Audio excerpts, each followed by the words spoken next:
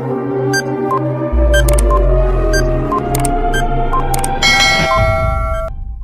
everyone, I hope you are doing well. This is Ankit for Parisha classes. Today we can talk about B.Ed second year practical exam date. जी हाँ guys, जैसे कि आप सभी लोग काफी लंबे time से वेट कर रहे थे आगरा यूनिवर्सिटी के B.Ed सेकेंड ईयर की प्रैक्टिकल डेट्स को लेके, तो गाइस यहाँ पे ऑफिशियली नोटिस आ चुका है और आपकी प्रैक्टिकल डेट्स ये कह सकते हो प्रैक्टिकल एग्जाम जो है वो आपको 18 अक्टूबर से स्टार्ट होने वाले। तो इन सारी चीजों के ऊपर बात करने वाला हूँ आपकी इस वीडियो में। तो जितने भी कैंडिडेट्स चैनल पे फर्स्ट टाइम विजिट कर रहे हैं, चैनल को सब्सक्राइब कर बेल आइकन को हिट कर सकते हैं ताकि इस तरीके से अपडेट आपको टाइम पर मिलते रहे। अब फर्स्ट ऑफ ऑल यहाँ पे बात कर लेते हैं कि आपका एग्जाम जो है वो कब से स्टार्ट होना है। तो ध्यान रखिएगा, B.Ed सेकेंड ईयर की प्रैक्टिकल्स जो है वो आपके 18 अक्टूबर से स्टार्ट हो रहे हैं और कब तक चलने वाले हैं तो 31 अक्टूबर तक चलने यानी कि इस मंथ के लास्ट तक आपके प्रैक्टिकल्स जो है वो चलेंगे। और प्रैक्टिकल्स आपके किस तरीके से होंगे सारी चीजों के ऊपर बात करूंगा आपके इस वीडियो में, ठीक है।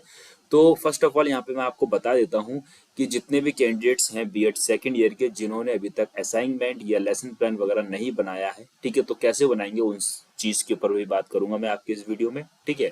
तो सबसे पहले आपका ऑफिशियली नोटिस देख लेते हैं कि एक्चुअली में ऑफिशियली नोटिस क्या है और उसके बाद में फिर आगे सारी चीजों के ऊपर बात करूंगा। वीडियो लंबी जरूर हो सकती है बट वीडियो में एंड तक जरूर बने रहिएगा और साथ ही साथ वीडियो को लाइक जरूर कर दीजिए क्योंकि आपके लाइक से हमें मोटिवेशन मिलता है ताकि आपसे और आपके लिए और भी अच्छा काम कर सके।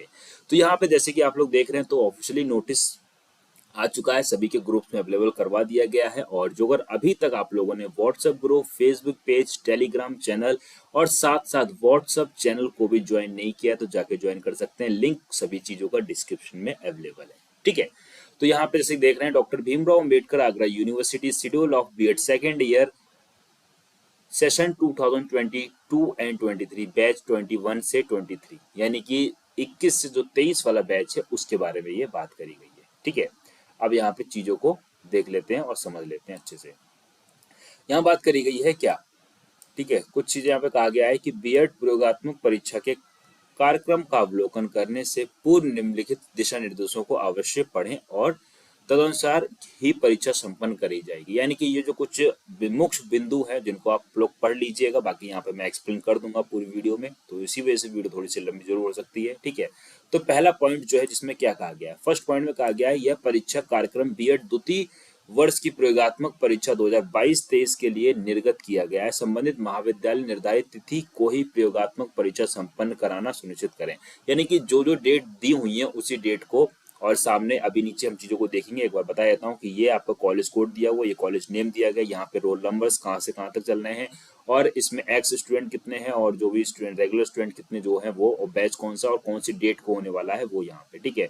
तो सभी के सभी अपने कॉलेज नेम यहाँ पे देख लीजिएगा। बाकी पहले एक बार पॉइंट्स को सारे पढ़ लेते हैं अच्छे से क्योंकि काफी सारी चीजें इंपॉर्टेंट है यहाँ पे, ठीक है। तो पहले पॉइंट में वही बात करी गई है, ठीक है। सेकंड में क्या कहा गया, सेकंड में कहा गया उक्त प्रयोगात्मक परीक्षा के संबंध महाविद्यालय के नियमित यानी कि रेगुलर व पूर्व यानी कि जो फेल हो गए थे, जिनका कुछ दिक्कत हो गई थी, उनकी बारे में बात करी। एक्स छात्र स्वकेंद्र महाविद्यालय पर सम्मिलित होंगे। यानी कि आपके प्रैक्टिकल एग्जाम जो है वो आपके ही एग्जाम या आपके ही स्कूल में होंगे, यानी कि जहाँ पे आपने एडमिशन ले रखा है, ठीक है, चाहे वो आपका प्राइवेट कॉलेज हो चाहे वो आपको गवर्नमेंट कॉलेज हो, ठीक है। तो ध्यान रखिएगा जहाँ पे आपने एडमिशन लिया था वहां पे आपके होने हैं, ठीक है। थर्ड पॉइंट में क्या कहा गया, थर्ड पॉइंट में कहा गया महाविद्यालय की प्रयोगात्मक परीक्षा के लिए निर्धारित परीक्षकों की सूची विश्वविद्यालय द्वारा संबंधित महाविद्यालय व परीक्षकों को दी जाएगी, ठीक है। यानी कि ये तो कॉलेज के रिगार्डिंग है, यानी कि जो आपकी प्रैक्टिकल एग्जाम्स होंगे तो उसकी सूची वगैरह जो है महाविद्यालय को आपको देनी पड़ेगी। अब फोर्थ पॉइंट जो है, ये पॉइंट जो है ये कॉलेज वालों के लिए काफी इंपॉर्टेंट है, बाकी आपके लिए नहीं, बाकी फिर भी मैं आपको यहाँ पे बता देता हूँ। तो यहाँ पे कहा गया B.Ed द्वितीय वर्ष की प्रयोगात्मक परीक्षा को संपादित कराने हेतु दो आंतरिक परीक्षक व एक बाह्य परीक्षक का प्रावधान है। कहने का मतलब ये है कि दो टीचर्स आपके कॉलेज के होंगे, एक टीचर जो है वो बाहर से आएगा जिसको एग्जामिनर बोलते हैं, ठीक है। नेक्स्ट बात करेंगे उक्त परीक्षा हेतु विश्वविद्यालय में दो आंतरिक परीक्षकों में से एक पात्र आंतरिक परीक्षा संबंधित महाविद्यालय का होने का निर्णय लिया गया है, ठीक है।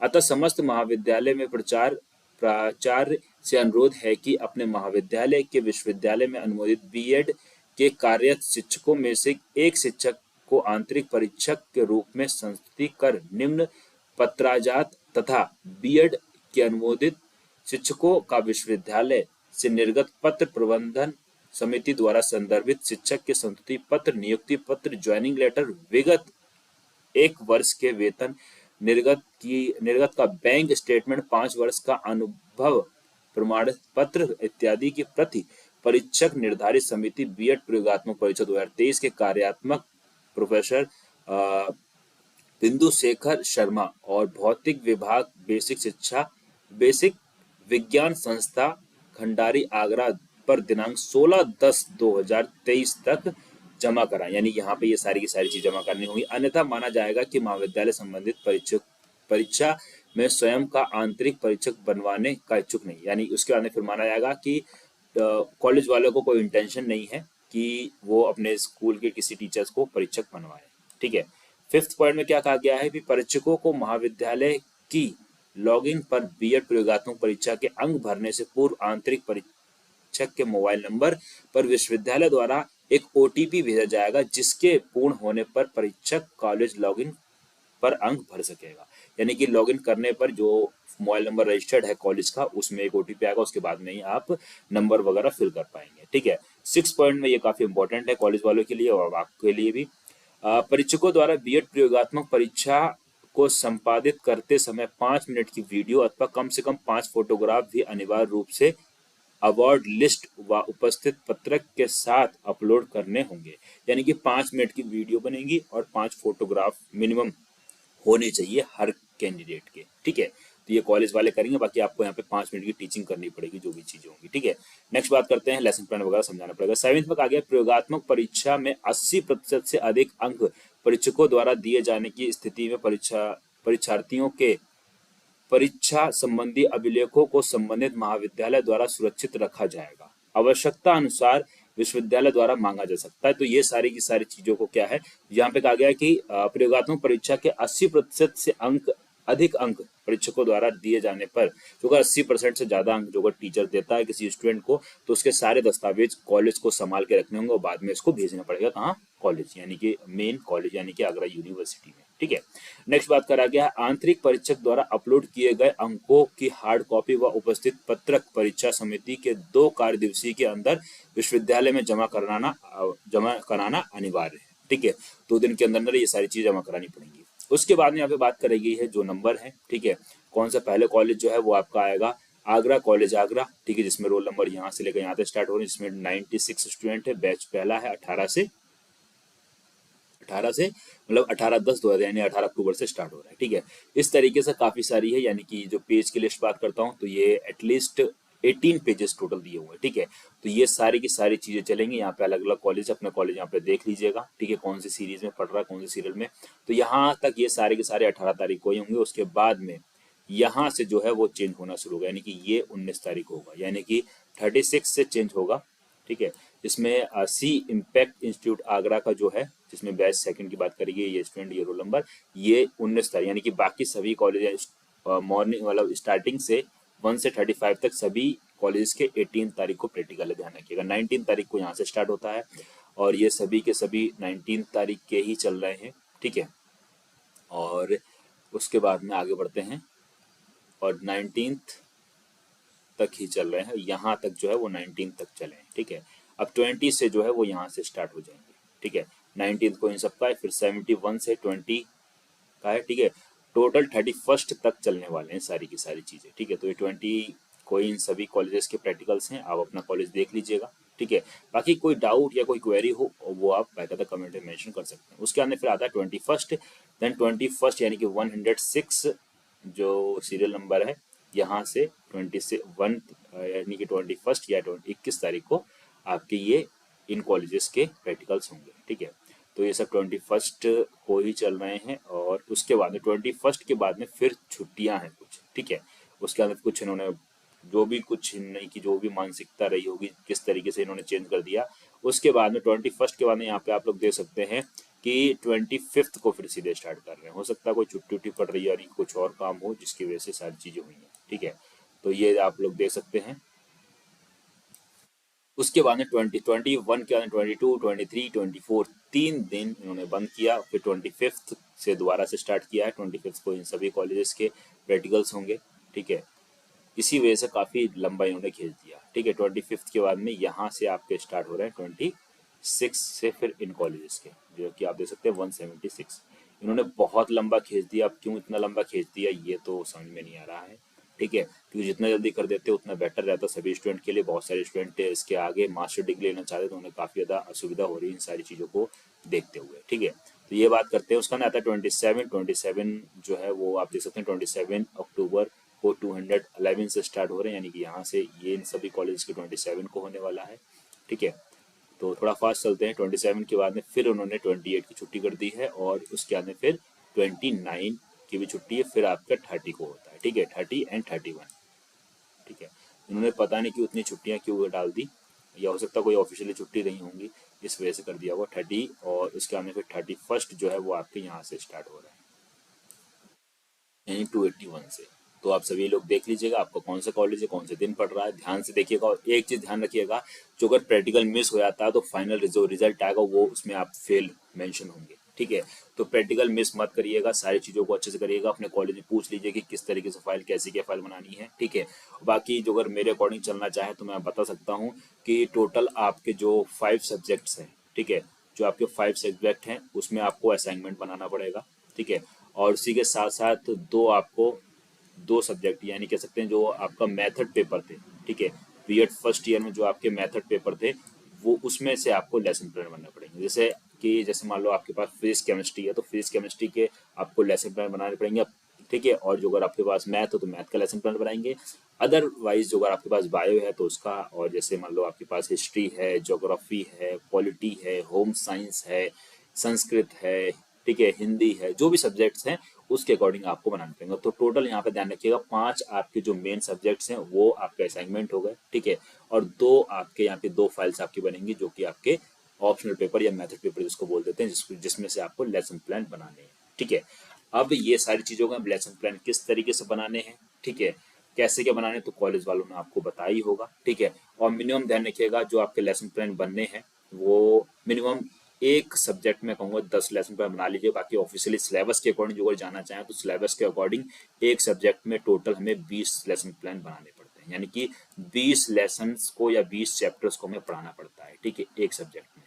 ठीक है, और किस तरीके से पढ़ाना होता है, किस तरीके से प्रिपेयर करना होता है, ठीक है, तो वो सारी की सारी चीज़ें हैं यहाँ पे। तो उम्मीद करता हूँ आप सभी को वीडियो अच्छी लगी होगी, और फिर भी कोई डाउट या कोई क्वेरी बचती तो वह कमेंट करके पूछ सकते हैं। ठीक है, और जो अगर कट कॉपी पेस्ट करना है तो काफ़ी सारी वीडियोस मैंने आपकी डाल रखी हैं। ठीक है, जिसमें लेसन प्लान वगैरह बनाने बताए हैं किस तरीके से बनेंगे। ठीक है, और बाकी जो अगर चाहेंगे, और ध्यान रखिएगा माइक्रो टीचिंग किस तरीके से होती है उसके बारे में थोड़ा देख लीजिएगा। जो अगर आप लोग चाहेंगे तो माइक्रो टीचिंग की एक छोटी सी वीडियो आपको बना के दे दूंगा कि किस तरीके से आपको वहाँ पे टीचिंग करना है, पढ़ाना है, किस तरीके से सारी चीज़ें। ठीक है, तो उम्मीद करता हूँ कि आप सभी को वीडियो यहाँ पे बहुत पसंद आई होगी। वीडियो पसंद आई हो तो वीडियो को लाइक जरूर कर दीजिएगा। बाकी चैनल पे फर्स्ट टाइम विजिट कर रहे हैं, चैनल को सब्सक्राइब कर बेल आइकन को हिट कर दीजिएगा ताकि इस तरीके से अपडेट आपको टाइम पर मिलते हैं। ठीक है, और अभी तक जो अगर आप लोगों ने Telegram group, WhatsApp group, Facebook page और इंस्टाग्राम पे फॉलो नहीं किया, जल्दी से आप फॉलो कर लीजिएगा। ठीक है, सारी चीज़ों का लिंक आपको डिस्क्रिप्शन में अवेलेबल है, और साथ ही साथ व्हाट्सएप चैनल को भी ज्वाइन कर लीजिएगा, क्योंकि आप सभी को मालूम होगा, जो अगर नहीं मालूम है तो बता देता हूँ कि व्हाट्सएप ने भी क्या है, व्हाट्सएप चैनल निकाल दिया। तो आपका परीक्षा क्लासेस चैनल या परीक्षा क्लासेस चैनल ने भी व्हाट्सएप चैनल निकाला है, तो उसको आप ज्वाइन कर सकते हैं। लिंक आपको डिस्क्रिप्शन में मिल जाएगा। ओके, देन मिलते हैं नेक्स्ट वीडियो में। तब तक के लिए thanks for watching, have a nice day. जय हिंद, जय Bharat, love you to my dear friends, thank you so much all of you, take care and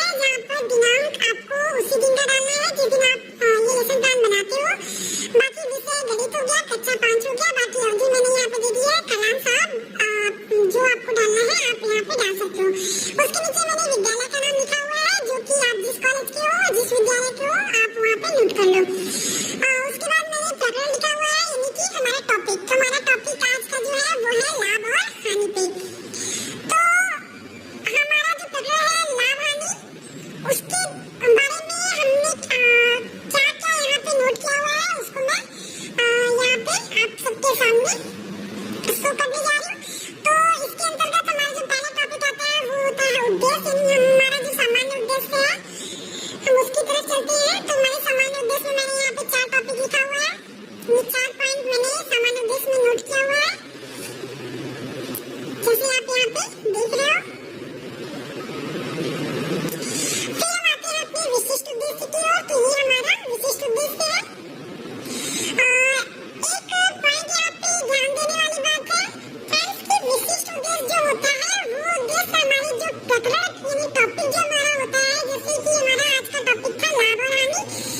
विशिष्ट उद्देश्य हमारे लाभ और हानि से ही रिलेटेड होगा। ये चीज आप सबको ध्यान देनी है। अब हम आगे चलते हैं अपने अगले पॉइंट पे, वो हमारा होता है पूर्व ज्ञान। तो फ्रेंड्स, पूर्व ज्ञान में क्या करना होता है कि जो टॉपिक हमको पढ़ाना होता है उसको पढ़ाने के लिए बच्चों के पास कौन कौन सी जानकारियाँ पहले से होती हैं उसको यहाँ पे लिखना होता है। तो यहाँ पे मैंने पूर्व ज्ञान लिखा हुआ है जैसे आप देख रहे हो। आपको भी ऐसे ही लिखना है।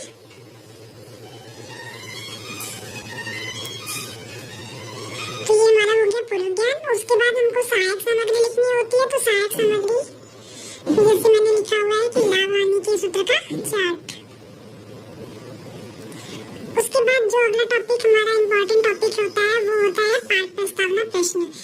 फ्रेंड्स, पाठ प्रस्तावना प्रश्न काफी लोगों को बहुत टफ लगता है, लेकिन फ्रेंड्स ऐसा होता नहीं है, ये बहुत इजी होता है। बस इसमें आपको दो बातों का ध्यान रखना होता है। पहला ये कि आपको जो टॉपिक पढ़ाना है उसके लिए आपको ऐसे क्वेश्चन उठाने होते हैं कि जो टॉपिक आपको पढ़ाना है बच्चे खुद उसका नाम ले, आप उसको अपने से ना बताओ।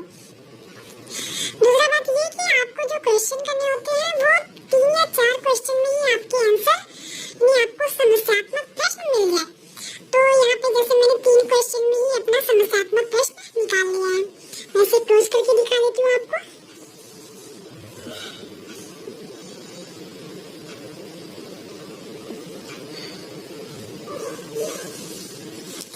फ्रेंड्स, ये था हमारा पाठ प्रस्तावना प्रश्न। उसके बाद उद्देश्य कथन लिखना होता है। तो उद्देश्य कथन में हम लिखेंगे कि आज हम लाभ हानि के सवालों का अध्ययन करेंगे। ये हमारा हो गया उद्देश्य कथन।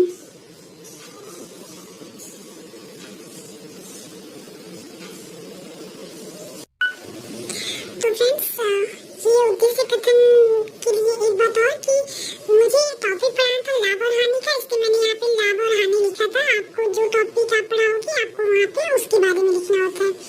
तो फ्रेंड्स, ये हो गया हमारा उद्देश्य कथन। अब अगला जो पॉइंट है वो हमारा होता है प्रस्तुतिकरण का। तो पहले मैं एक बार आपको इसको दिखा देती हूँ।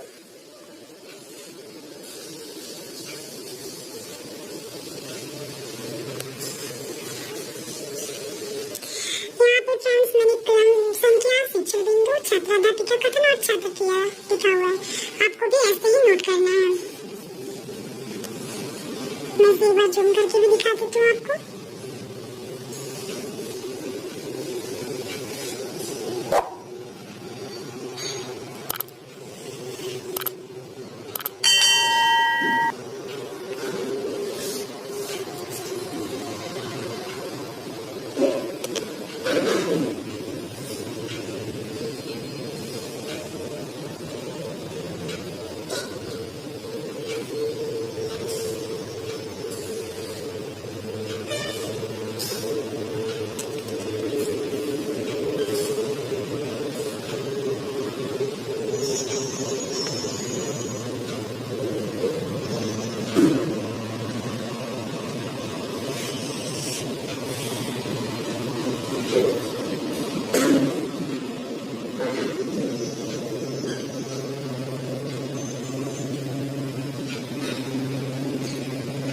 तो फ्रेंड्स, ये हमारा प्रस्तुतिकरण हो गया।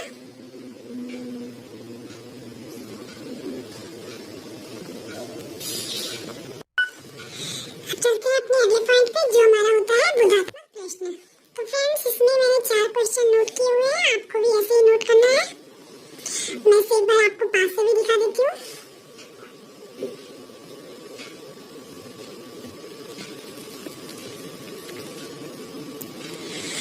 तो फ्रेंड्स, ये था हमारा बोधात्मक प्रश्न। उसके बाद हमारी बारी आती है संपटकारी की। तो फ्रेंड्स, संपटकारी में यहाँ पर आप देख रहे हैं कि मैंने एक तरफ दिनांक लिखा हुआ है, बीच में प्रकरण यानी लाभ और हानि जो हमारा टॉपिक है उसको लिखा हुआ है, और एक साइड मैंने विषय और कक्षा लिखी हुई है। तो फ्रेंड्स, लेकिन मैं एक चीज आपको यहाँ बता दूं कि जो ये मैंने कॉपी में किया हुआ है ये पोर्शन आपको एक ब्लैक चार्ट पेपर पे करना है ताकि वो ब्लैक बोर्ड वाली लुक दे पाए। और बाकी जो मैंने यहाँ पे नोट किया हुआ है आपको भी सेम वैसे ही नोट करना है। तो फ्रेंड्स यहाँ पे आप देख रहे हो मैंने 1 2 3 4 4 क्वेश्चन के आंसर यहाँ पे लिखे हुए हैं। लेकिन अभी आप सोच रहे होंगे कि ये मैंने कैसे कर दिया। तो ये फ्रेंड्स ये जो 4 सॉल्यूशन मैंने किए हैं ये ऊपर जो हमारे बोधात्मक प्रश्न थे उसी का ही सॉल्यूशन है ये। तो जो पहला क्वेश्चन था हमारा बोधात्मक प्रश्न का उसका आंसर ये पहला है, सेकंड क्वेश्चन का आंसर ये दूसरा है, थर्ड क्वेश्चन का आंसर तीसरा है और फोर्थ क्वेश्चन का आंसर ये चौथा है। तो ये हमारे 4 जो सॉल्यूशन यहाँ पे मैंने दिए हैं वो सॉल्यूशन हमारे बोधात्मक प्रश्न के ही हैं। तो ये जो 4 सॉल्यूशन है ये हमारे सैंपट कार्ड में आएंगे। तो इसको मैं एक बार जूम करके भी आपको शो कर रही हूँ।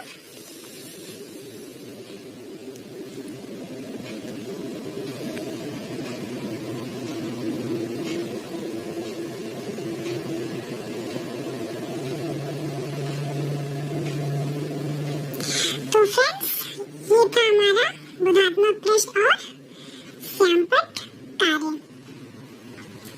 अब हम चलते हैं अपने अगले पॉइंट पे।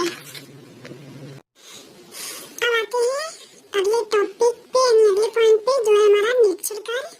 तो निरीक्षण कार्य को आपको ऐसे ही नोट करना है। मैं इसे आपको जूम करके दिखा देती हूँ।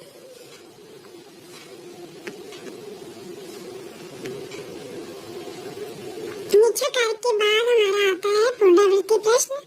तो पहले मैं यहाँ दिखा देती हूँ। मैंने 4 पुनरावृत्ति प्रश्न के लिए मैंने 4 प्रश्न यहाँ लिखे हुए हैं और उसका सॉल्यूशन भी लिखा हुआ है साथ में।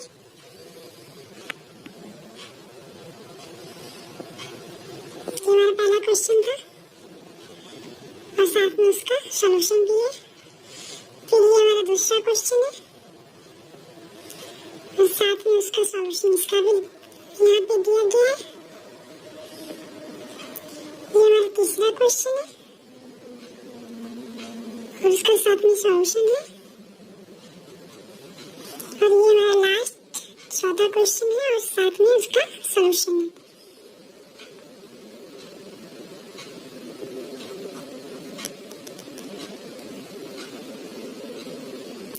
तो फ्रेंड्स ये हमारा था पुनरावृत्ति का प्रश्न।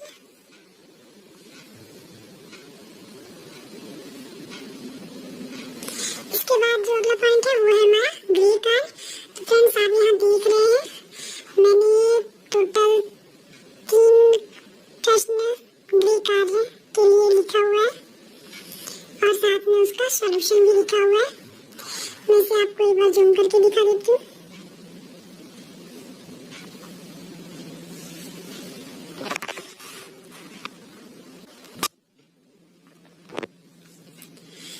कार्य का ये पहला क्वेश्चन है, साथ में उसका सॉल्यूशन भी है।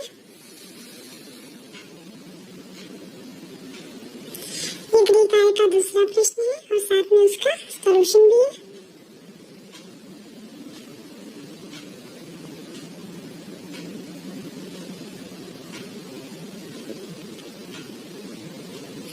और ये हमारा तीसरा क्वेश्चन है, साथ में उसका सॉल्यूशन है।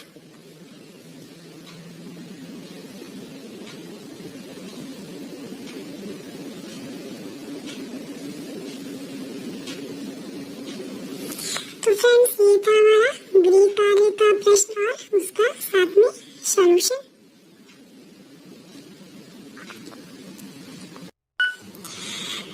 तो फ्रेंड्स ये था हमारा आज का क्लास 5 का मैथमेटिक्स लेसन प्लान। तो फ्रेंड्स अगर आपको मेरा ये वीडियो पसंद आया हो तो आप इसे लाइक करिए, अपने फ्रेंड्स के साथ शेयर करिए और प्लीज मेरे चैनल को सब्सक्राइब